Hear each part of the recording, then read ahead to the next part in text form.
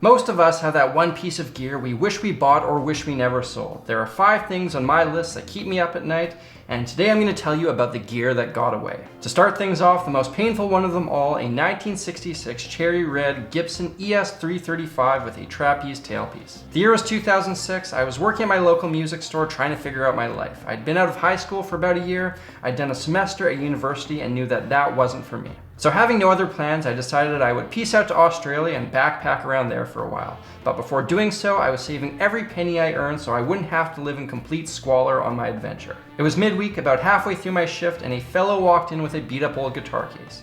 And let me tell you, this was the best part of the job. My heart would always skip wondering what kind of treasure was inside. Often it was someone with a prized instrument simply coming to show it off or get a setup done. But that day was different. The guy comes up to the guitar counter, plops it down and says he's looking to sell. He cracked open the case and the smell of a guitar that had been played in 100 smoky bars wafts out.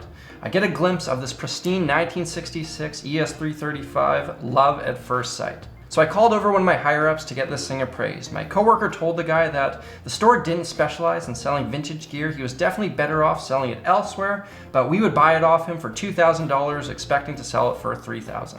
He politely declined, and it seemed like that was that. But the next day, he came back in and said it was a deal. Cha-ching, and he was off. As an employee, I had the option of buying it at cost, and I seriously wish I did. But it would have drained my savings account, and I would have lived in Australia as a destitute traveler living off of rice and beans and park benches. But at the same time, I would have had a sweet guitar waiting for me back at home. I passed on it, and another coworker bought it that day. I recently went on reverb.com to see how much they were worth, and I saw one selling for $10,000. Tough break for me. Next up is the 1987 Marshall Jubilee head and cabinet that I owned. Working at the music store, I would end up chatting a lot about gear. One of the fellow salesmen would go on and on about the greatest amp Marshall ever made, the 25th anniversary Jubilee series. It was the stuff of legends, apparently one of the best sounding amps Marshall made, used by guys like Joe Bonamassa, Slash, John Frusciante, and many others. It was a limited edition run, and they're quite rare because anybody who gets one never wants to sell it. So one day, an old used JCM 800 combo came into the store for a reasonable price, so I bought it. I wasn't crazy about it, but it was a really good deal, and I ended up selling it for a tidy profit soon after. A month or so later, a Jubilee combo comes in. This was the closest I'd seen to the Holy Grail, so using the cash from the last amp sale, I bought that one. I didn't use it much, and I ended up selling it for a solid profit as well. Again, another month or so goes by, and a guy comes in wheeling a Marshall Jubilee head and cabinet. Sure enough, he traded it in, and I bought it with the money from my last amp sale. Let me tell you, that thing was heavy as an elephant. I remember taking it down to my parents' basement. That was a chore. I also found out to get that baby sounding its best, it had to be loud. Very loud. So the only time I would ever play it was when no one else was home. I would put in those little foam earplugs and then put on those ones that go over your ears on top, doubling down on the protection. The whole house would rattle. It was totally impractical, but it sounded amazing. I ultimately ended up selling this amp after my first year at music school. I was getting really into jazz and had no use for it whatsoever. Plus, I was doing my schooling out of town and did not want to ship that behemoth across the country.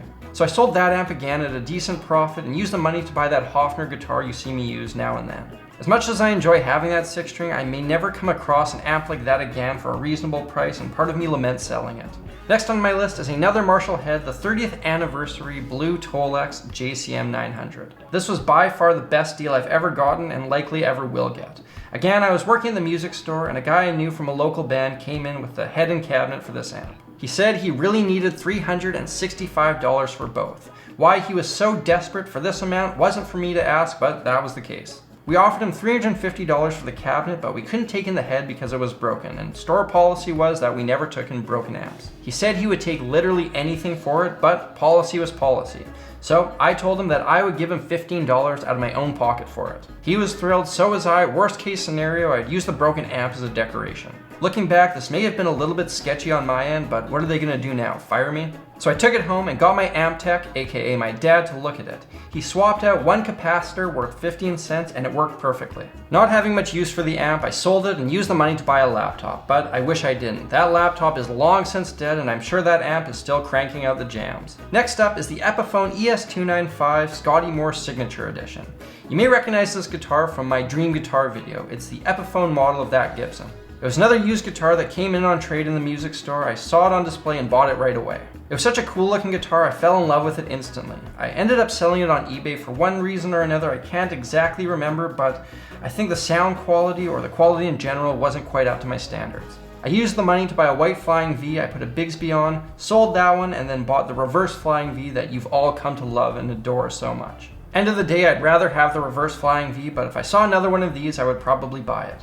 And last on our list is a Gibson version of the ES335. This one came into the music store in an old beat up Gibson case, much like the first guitar on my list. It was one of those moments, my heart started beating faster and I knew something cool was about to go down. The lady carrying it put it on the counter, opened it up, and before long all the employees were gathered around. She said it was her dad's prized possession. She had inherited it, but she had no use for it and was looking to sell it. Now this model was reissued in the 90s, but this guitar was from 1952. It was beat up beautifully. I had the chance to play it and it was truly amazing. She wanted something like $6,000, which the store wouldn't give her, so she packed it up and rode off into the sunset. I've yet to come across another one of these in person, and I so badly wish I bought it off her. Though that was definitely not even an option. I had no money and no assets either. Maybe sometime in my life I'll come across another one. And that is the gear that got away. Moral of this story, buy everything and never sell it, which may have its downsides too, but I can't think of any. If you've got a story like this, please let me know in the comments. I always love reading what you guys have to say. Thank you all for watching, and a big thank you to everyone who supports my channel through Patreon. And through that program, I offer a monthly giveaway to everyone involved. Every month, I draw a patron at random and give them a prize. This month's prize is the Filthy Rich Tremolo Pedal by Dan Electro, as well as a t-shirt by them. If that interests you and you like what I do, please consider hitting that link over there and checking out that program. Videos like these are made possible through Patreon, and it would be great to have you on board. Until next time, thank you all again for watching. I'm Samurai Guitarist, and I will see you soon.